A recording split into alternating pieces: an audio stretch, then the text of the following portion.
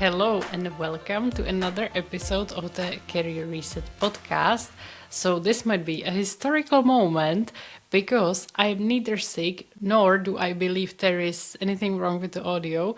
So you're in for a very good episode, and of course the topic I think is super important because I feel like early in the year when I started talking with my clients about topics related to job search, there was a lot of optimism, a lot of hope, a lot of potential in the air. The economy, at least here in Finland, is slightly picking up. There are a bit more open jobs than last year.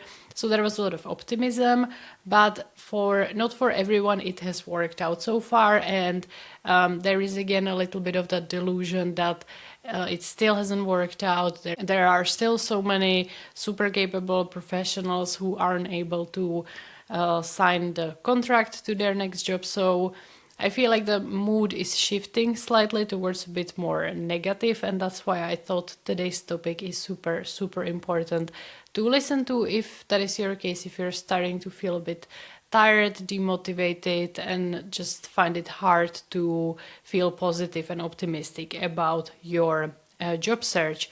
But before we dive into it, I wanna let you know that I will actually be hosting a free webinar in 2 weeks, so on Tuesday the 14th, then, well, of course, depending on when you listen to this episode, but Tuesday the 14th, I will be hosting a free webinar called How to Find a Job in a Tough Economy. In fact, I already hosted this webinar. It was 1.5 years ago, I think. And I have to say that back then I thought that that is the toughest economy we can be in. And I really hope that I will not host on that topic again in the future, but the situation is what it is, and I just find it really important topic to talk about, and I want to do everything I can to help people succeed in a job market, because it is possible to succeed even in a tough job market if you have the right strategies. Maybe you have joined my original webinar in August 2024. It was very popular. The replay was very popular. So there will be some similarities, but I have completely reworked the content to reflect how the job market has shifted a little bit again. So in that webinar, I'm going to be talking about what has changed, what the job market really looks like in 2026, what recruiters are looking for, what employers are looking for, and what are the strategies that provenly work. What are the strategies that I use with my clients, what works really well for them. So make sure you sign up in the show notes. I have limited spots because it's going to be hosted on Google Meet, and there is only so many people I can fit into that call. So make sure you sign up so you don't miss out, and there will be a replay, of course. So even if you can't make it live, but I highly recommend you do join live so that you can ask questions and just meet other people who are maybe in the same situation as you. But you will definitely have access to that content. And I haven't even mentioned it yet on my LinkedIn. I want that you, my podcast listeners, have the best chance of securing your spot. So you're the first ones to hear about it.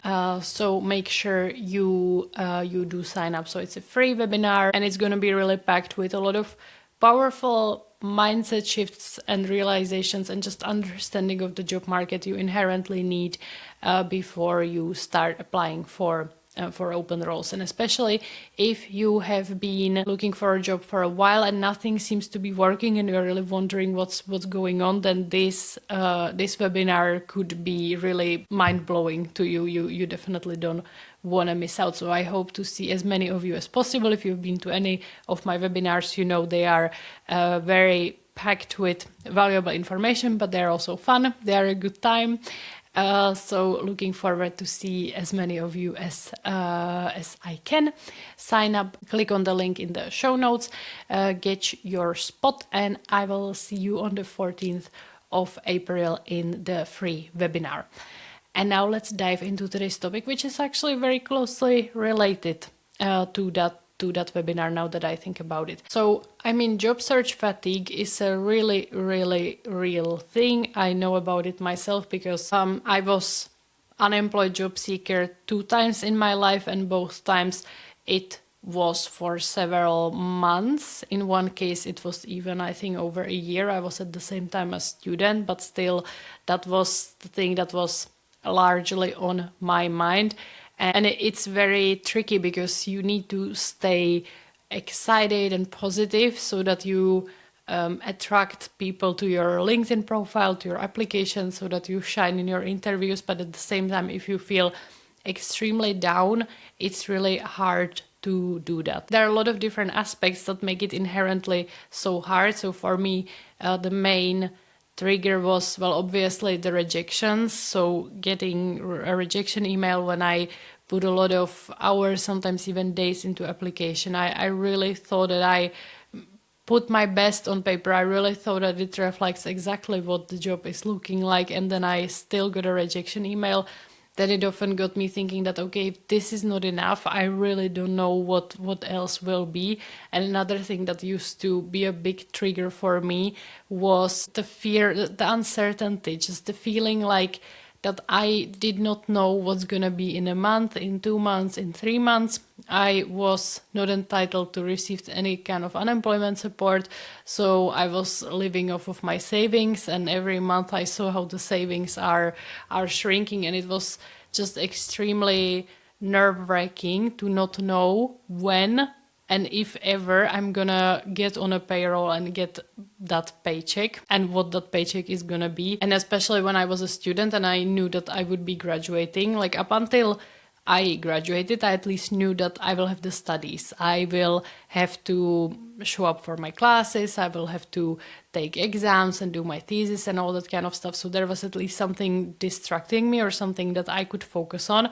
But I knew that once that was over, then I had nothing to do and I had no job lined up, I had no interviews, and it was just very, very stressful time. So I just want to say that wherever you are, I really can relate to that situation. I was in that same situation not that long time ago, but as annoying as it sounds, you have like two paths you can take. You can either go deeper in that and feel worse and worse and worse to the point where it's gonna be really hard to dig yourself back up, or you can decide to put an end to it and to completely change your approach, which is going to be a big topic of the webinar. But today I thought of 3, let's say, quick fixes when you feel super down about the job market and you cannot find the motivation to send another application anywhere.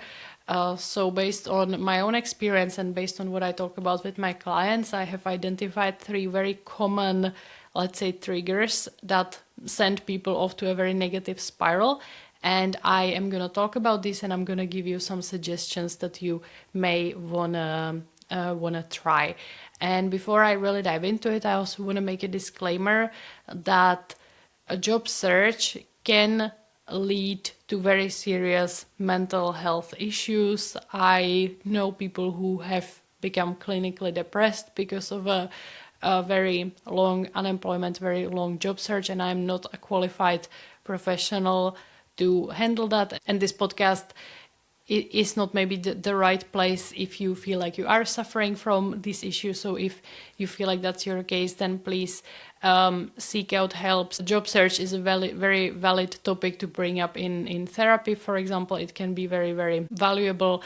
And if you feel like your issues have really gotten that far, then no tips on job search are right content for you to consume right now. So if this episode triggers you, then feel free to skip it and get the help you need, because your health, your mental health is so much more important than any job search in the world. And I know that in my podcast I'm usually very let's say easygoing, and I can joke even about serious topics like layoffs when it comes to my own experience, but I know this is a tough topic and I do want to lighten the mood to some extent, but I also acknowledge that these are maybe some of the hardest times you will have to navigate in your life. Depending on your life circumstances, the job search can really affect quite a lot. But if you are just in the mood that you are doing mostly okay, but still feel annoyed about the situation in the job market, feel lack of hope, lack of belief it's gonna work out, here are my 3 tips to navigate that. So the first thing is that you have from now on my permission to stop doing things related to your job search that you really don't enjoy, and they don't even bring results. So typically, people who even listen to this podcast, you are not someone who is just sitting at home and hoping for a miracle to happen. I assume you're doing a lot of different things. You're trying a lot of different strategies to secure your next job. And as there is so much advice on LinkedIn what you should be doing, a lot of it actually conflicting, which is a mini strategy in and of itself to set boundaries on how much advice and from whom you consume advice on your job search. But there are a lot of different paths, a lot of different things you can try, and not all of them are going to work for everyone. And there are things that personally I used to hate doing, and so I never did them, and I still succeeded. So for example, there is a lot of people who advise you to call the recruiter in the open job, and I find this so strange advice. I think that is maybe something that works more in the US market or in that type of culture, but here in Finland, calling the recruiter is a very strange advice that I don't even understand what is that supposed to achieve. And typically it's said that will help you like set you apart, and the recruiter will remember you, and actually they will invite you to the interview right away if you just call them. But often the advice that is missing is what are you actually supposed to say in that call. So are you just supposed to say, hey, I applied for that position, and so what?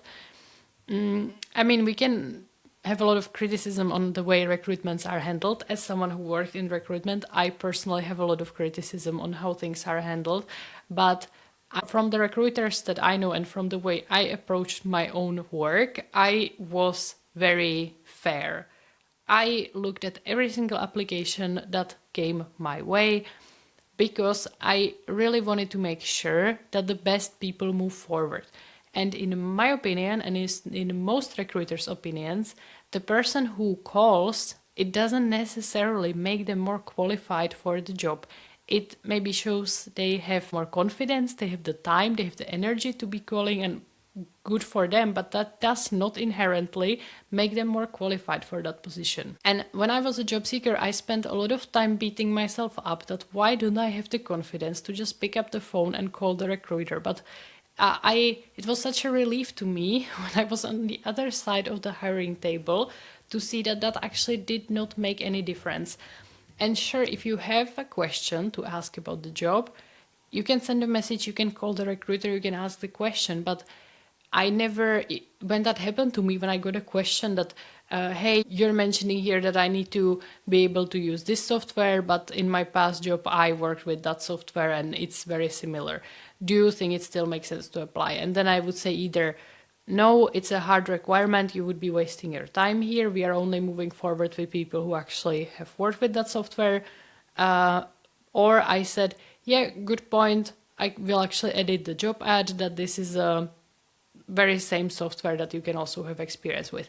But it wasn't that when I was going through the application, I would see this person's, I would even remember that this person called and I would be like, aha, you called, you're moving straight to the interview stage. No, it just does not work like that.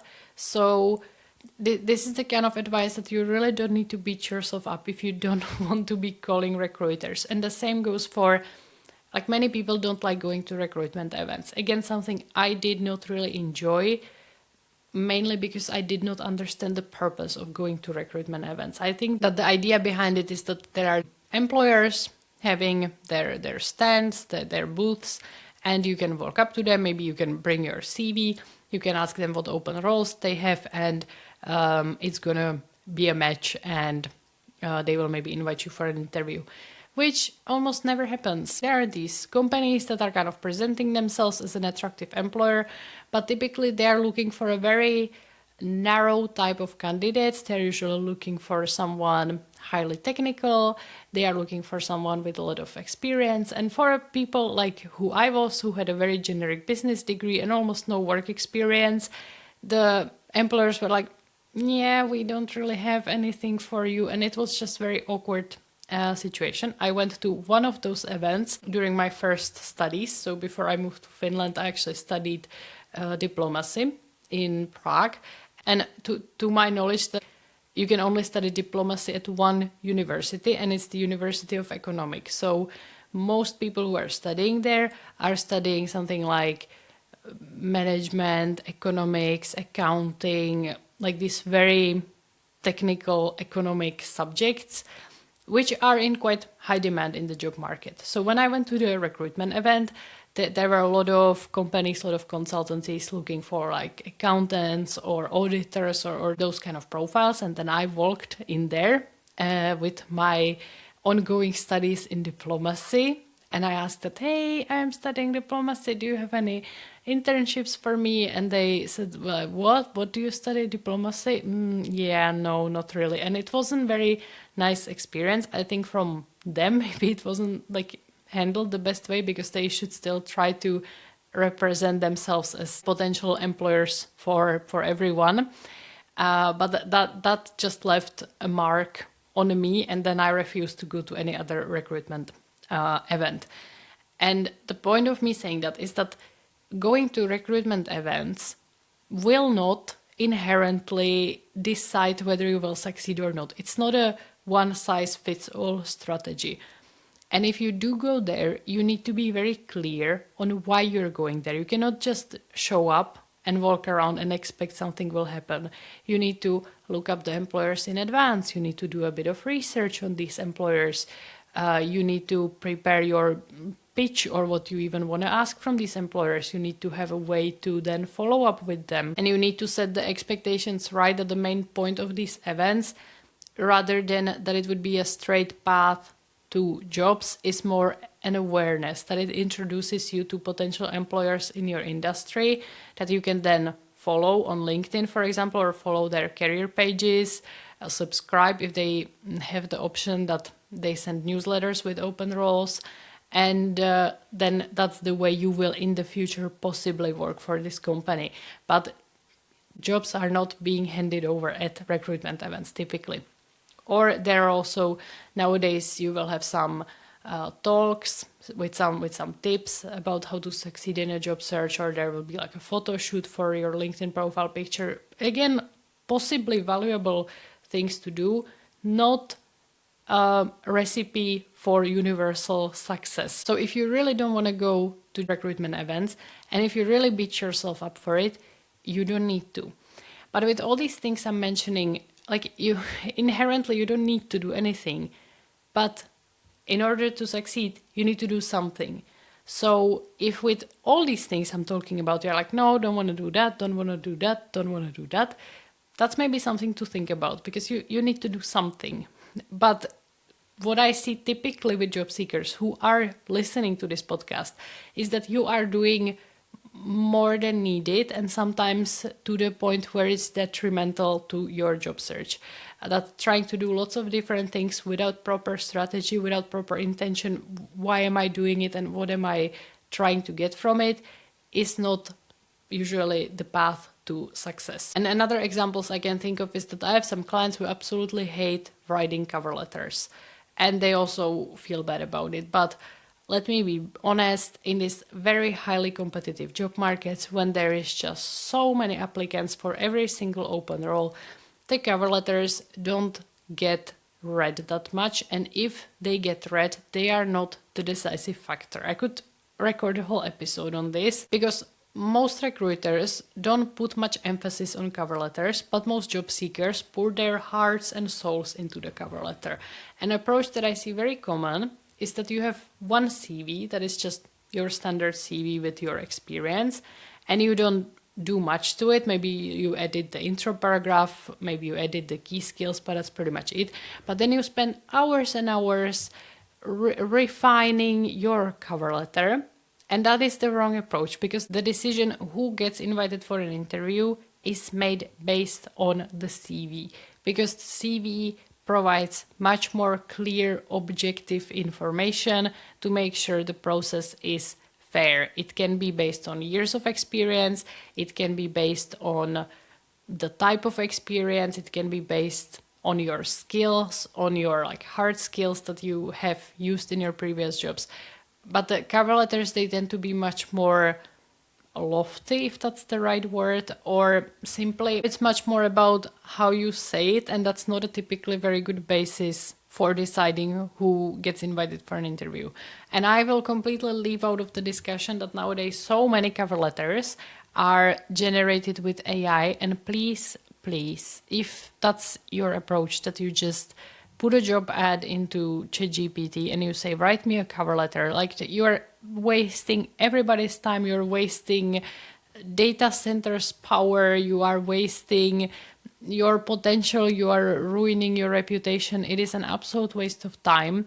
I stopped being a recruiter when ChatGPT was just starting to be a thing, and the cover letters were so bad, and you can spot it right away. It's just the same language, and then when the way you write your CV and then the language in the cover letter is completely different. You can just tell, and it's a complete waste of time. So that's just a side hate on that. And people tend to be very 0 or 100. That either you use AI in the most lazy, obvious way possible, or you don't use it at all. And there is a lot of middle ground. You can use it as a sparring partner. You can think of better ways to say certain sentences. You can try to shorten your cover letter. You can use it for proofread. There are a lot of creative, actually smart ways to use AI, but this most basic lazy way is completely useless. And I mean, now at this point, ChatGPT and all the other AIs have been around for quite a while. So if it really was that easy, if it really was all it takes, then we wouldn't have so many job seekers in the job market. That's just my take. And that's, by the way, another example. If you really don't like using AI in your applications, but you feel like you should, you don't need to. Doesn't make you inherently a better applicant. The experience matters more, and then the way you say it is just an extra layer on it. But to bring me back to my original cover letter point, if it's just a third place where you're repeating the same information, if I can see the same information in your LinkedIn, in your CV, and then you just in a more lengthy way summarize the exact same thing in your cover letter for the third time, doesn't add any value, and feel free to skip the cover letter. And I know for some jobs it's mandatory, and if it is, then make sure that you are actually using that space to provide some value. So typically you can talk, for example, about your motivation, like very in depth, your motivation, why you're applying for the role, what you like about the company, why you're interested in the industry, and so on. So just to sum this point up, if you come across on LinkedIn or anywhere else on an advice that is presented like the solution to everything, if it's some very clickbaity post, something like I did this one thing and suddenly I got invited to millions of interviews, I would be very careful. I mean, you can look at the advice, you can read the story that the person has to share, but feel free to use your own filter of the thought of doing this makes me kind of sick in my stomach. Then feel free to pass and find advice that you resonate with. That is super, super important in job search and in everything else. Like for me in my business, I of course need to learn a lot of skills. I need to do a lot of things, and there are plenty of people who are giving advice on running a business, and I'm not inherently disregarding anyone's advice. There are just lots of different paths you can succeed, but on the most basic level, I need to resonate with that advice so that I actually implement it, so that it actually works for me. And this sometimes happens to me when I have intro sessions with potential clients for my one-on-one coaching. It's like a free 1-hour discussion where the people tell me their situation. They typically tell me what kind of approach they have taken in their job search so far, what are their biggest obstacles, and I tell them like a high-level overview of what I think is the problem here. And I tell them that if we work together, how that would look like specifically for their case. And sometimes I can see that the people just do not resonate with the way I approach job search. Sometimes they are looking for some quick tips that would fix their job search. And if I knew these quick tips, I would very happily share them with the world. But from the way I approach job search successfully with my own job search and with my clients, is that it's not some super complicated process. It's a simple process. Doesn't mean that it's an easy process. Like, you need to do the work, obviously, to get the jobs. And also a big thing I talk about is that in this job market, you absolutely have to have a narrow focus on one single field, not applying to hundreds different roles. That's just extremely ineffective. And not everyone resonates with that advice, which is completely valid. And that's exactly what the intro session is for, so that the people can hear how I approach job search and decide, yes, this approach excites me. This sounds like advice I really want to implement. I really believe in it. Then let's work together. And sometimes they tell me, I don't really believe in this. And then, no strings were attached for that session and it's all okay. And they are free to find someone else whose advice they would resonate with better. So step 1, being mindful what advice you follow and not beating yourself up for not following advice that you don't resonate with and that doesn't necessarily even bring results in the job search. And the second point is also a bit related to advice, but it's being very mindful in what kind of algorithm you find yourself in. And this can be on different social media. I think on LinkedIn, the algorithm is not yet so high level that it would really just feed you the one topic you are currently thinking about. But I don't personally use TikTok or Instagram, but from what I hear, it really quickly picks up on what you like or what you engage with, and then it just feeds you that. And a lot of job seekers, just the way they navigate the hardship of being a job seeker is venting on social media, hoping to get some validation, hoping to hear from people who are in the same situation. And there is some value in that, so that you don't feel like you're the only person struggling with your job search. But at the same time, everything is only valuable to a certain point. And if all the content you consume, all you see on LinkedIn and all your other social media is stories of frustrated job seekers, it's not gonna do much good for your mental health, for your optimism, for your confidence that you will succeed someday. But that's exactly the problem, that it's a distorted reality. At the same time, what I see on LinkedIn is all the time people sharing they are starting in a new job. So all the time people sharing that they succeeded in a job search.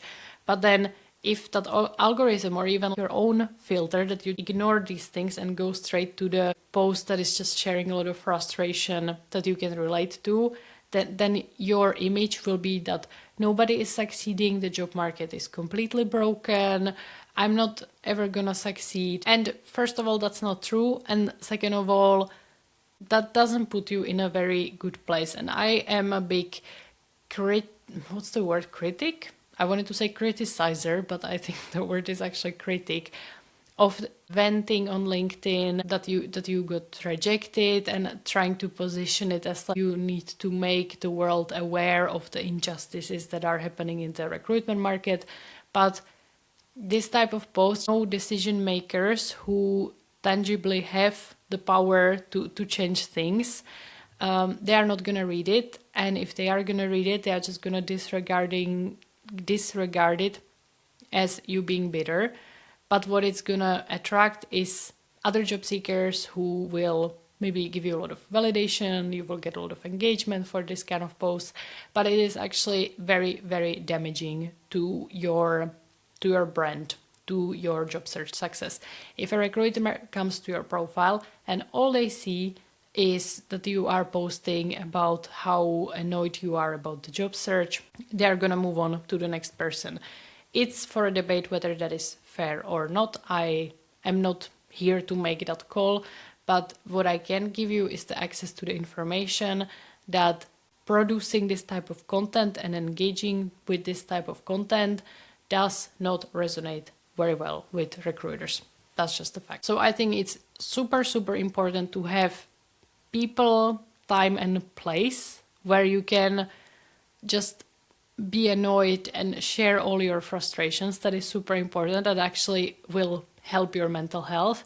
But if that's all the conversations you're having, then that is something to maybe take a look at and put a cap on how much time you spend in those sorts of environments, and then also spending time where job search and frustrations from job search is not the main topic. I just had this morning a session with my client, and she just went to some recruitment event and she was telling me about it, and she said that actually she left the event with a very negative feeling because all the people there were job seekers and all the topic was how super, super hard it is to find a job in Finland, and she just felt really down from that event. And we decided that for now she's gonna stop going to these events because it does more damage than good. And I am giving you all the same permission, that it's super good to even have that awareness, to actually recognize that, hey, that did not make me feel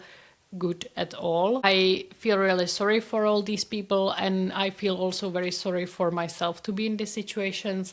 So then we thought of different events and different types of environments where she could go that would actually lead more likely to her succeeding in her job search, and at the same time they wouldn't bring her down so much. So step 2, keep an eye out how much time overall you spend on social media, but what you tend to see there, and if it doesn't distort your view of reality or your mood at the most basic level. And my third tip, very practical one, is stop focusing on quantity and start focusing on quality. So many job seekers focus very heavily on the volume of job applications you send, because I understand the logic. The more applications you send, the higher chance one of them is going to work out.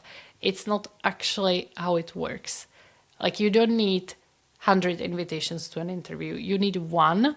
You need to do well in that interview so that you sign that job. And it is very hard, even when you go this quantity approach, to find so many jobs that would be actually a good match for your background and for what you want in the future. So inevitably you will start sending applications to jobs you don't even want that much, just thinking that they will be easy to get. Then everybody does that, and then we have this extremely competitive job market. So by sending lots and lots of applications, you are making the situation harder for yourself and everyone else out there, and the recruiters who then need to go through hundreds and hundreds of applications. And if you think that in Finland, when you are registered with the unemployment office, the maximum requirement they will have of you, if you are fully unemployed, so you have no studies, no job, nothing, they will require you to apply to 4 jobs per month. That is it. That is it. In order to get your unemployment support. The officials don't want you to do more. Now, I don't necessarily recommend that this is all applications you send, but I mean, if you can send one really good high quality application to a job that is a really good match for what you have to offer per week, you're doing enough. And you can focus the rest of your time on other activities, which, if you are a regular listener to this podcast, you will not be surprised that I'm going to say networking, personal branding, upskilling, equally as important as sending job applications. And from 4 high quality job applications, you have much higher chance of succeeding than 20 mediocre, not personalized applications.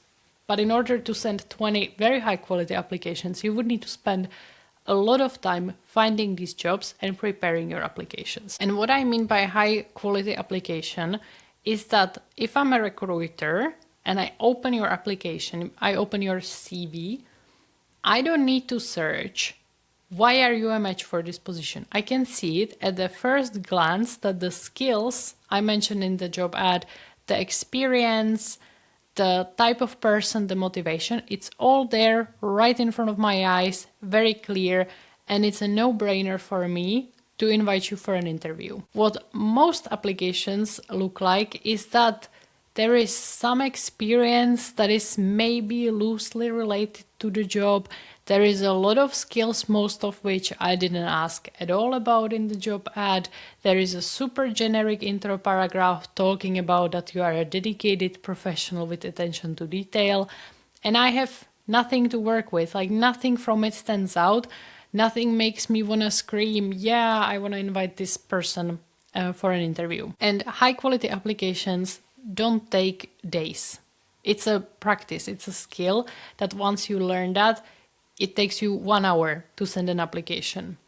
That is the process that I teach my clients, and I'm going to actually talk about it in the webinar that I mentioned, that high quality applications doesn't equal like days iterating every single word, overthinking every single word, reinventing the wheel with every CV. It is simple, very practical steps you can take to immediately see a change in how you approach your job applications and the success rate of your job applications. And I also teach my clients to set some kind of goal for themselves. It can be this 4 jobs a month. It can be, I don't know, 5, 6, 10. It depends what field you're in and how many jobs there actually are. But then you need to be able at the end of the 6 applications or 1 application a week or whatever the goal is, that you say, okay, and I have done enough and now I will move on to do something else. Like the amount of time people spend browsing open jobs on LinkedIn is crazy. Just hoping you will find something that you haven't seen before. And I mean, yes, new jobs are published every day, but they are not published for the duration of like 3 days. So if you only check the open jobs once a week, you will be on top of what's happening in the job market. You will not miss out on anything. But browsing the same jobs, seeing the same roles, and maybe seeing roles that you applied to and you were rejected and then you see it advertised again, that is again something that brings you down, but something that you can put an end to it. You can limit how often you actually browse the open jobs. And with that specifically, I mean, LinkedIn is the obvious choice, but sometimes people also look at some like local job boards, or they go directly to the company site. And when you are a new job seeker, when you're new to this fun that we call looking for a job in 2026, it's good to experiment and try as many different things as you can so that eventually you figure out, okay, the jobs I look for aren't typically on LinkedIn. They are only on the organization sites because publishing a job on LinkedIn costs money. Not every company has that money, and not every company even has a good experience posting their job on LinkedIn. Some companies just leave it on their career website. And if you find that out, you can say, okay, well, great. I can just stop looking at LinkedIn jobs at all. Maybe like randomly I will stumble upon something, but as my intentional dedicated action, I am not gonna be looking at the open jobs on LinkedIn. Or you find that LinkedIn is the only place. So then you stop looking at all the other things. But what I see often with job seekers is that they keep adding. They keep adding that they look at more places, they send more applications, they go to more events without ever cutting anything out that is not effective. And if I use my business as a parallel, when I started, I did a lot of different things. I was posting on LinkedIn, I had a blog, I was sending an email, I was creating these like freebies for people. I was taking every single invitation to a podcast or to do a free workshop. And I'm happy I did all these things because then after a few months, I could say, okay, if I think of my blog, like the amount of time it takes me and the results it gets me are not in a good alignment. So I'm just gonna stop creating my blog, and I'm just gonna focus on other things. And that is what you need to do in your job search in order to not go crazy. So for everything you add, you think of something that you cut out.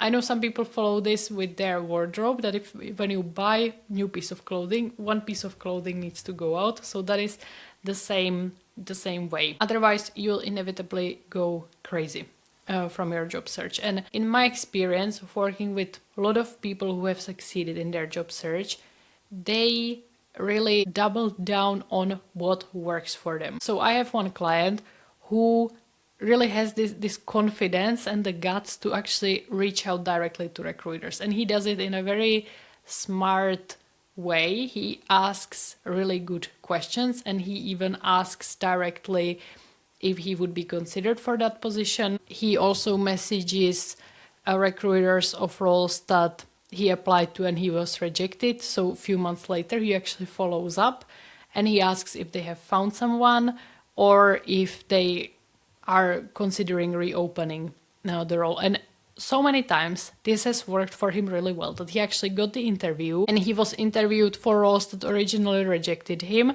but maybe at the end they didn't actually find anyone, or they reconsidered what they are actually looking for. And so he just does that. We stopped posting on LinkedIn, networking with people. He just does that and he gets so many interviews. He is absolutely booked out with interviews. Then I have another client who gets very often contacted on LinkedIn, but it wasn't always with like the right match roles. So I helped her update her profile, and now all she does is just like going through the messages she receives and having these chats about potential roles. So for every person, something else works, but you need to try as quickly as possible to get to finding out what actually works. So trying lots of different things initially, but then as soon as you can see, okay, I've done this multiple times, I really gave it my best, I tried, I'm not gonna do it anymore. And this can be very small things, like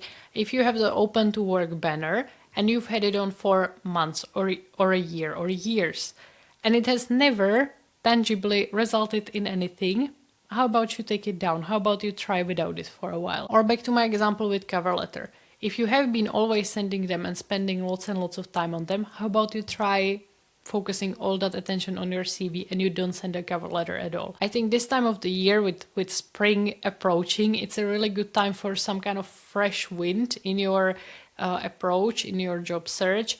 So I hope in this episode I gave you some ideas what you can do to feel better. So to sum it up, number one was to stop doing things that you don't like doing and that don't make any sense. Number two was being mindful of the algorithms and the content you consume, especially from other job seekers and their maybe not so positive experience. And number three is to double down on the quality of the things you're doing and not so much on quantity, which is true especially for job applications, but for all the other areas as well. And there is maybe an extra tip, again, something I'm going to be talking about in the webinar, and that is like look into the future. Look what's the point of this? Why are you here now looking for a job? Like, yes, at the most basic level, it is to get back to having a job, having a paycheck, having something to do all day. Those are all valid reasons. But if you think like a step above it, if you think of what's the point of your career, what's the goal, where are you going, and thinking of that all you're doing right now is gonna set you up for the rest of your career. If you think that there is some appealing future out there, that the end of this is not just that you're not gonna be a job seeker anymore, but you're gonna be on the path to establish yourself in a field that really excites you, and really in a few months or years time you can be in a completely different place. It is all possible. Having the right strategies is one thing, but also being in the right mindset is the other, and that's what I hope this episode achieved. As a reminder, check out the link in the show notes to secure your spot for the webinar, where I'm going to be talking about how to find a job in a tough economy. So I'm going to talk a little bit about what the job market actually looks like. That's super, super important to understand. And then I'm going to talk about what are the strategies that provenly work. I've had many clients this year being very successful in their job search, being invited to super, super cool positions and signing contracts, which makes me so, so happy. And I don't want to keep these strategies to myself. I want to share them with as many people as I can. So you're warmly invited to that webinar. I hope I will see you there. And I'm now kind of inspired to talk a little bit more about these job searching topics. Again, I think in my next episode is also going to be related to that. So I wish you best of luck in your job search. and I will talk to you in the next episode.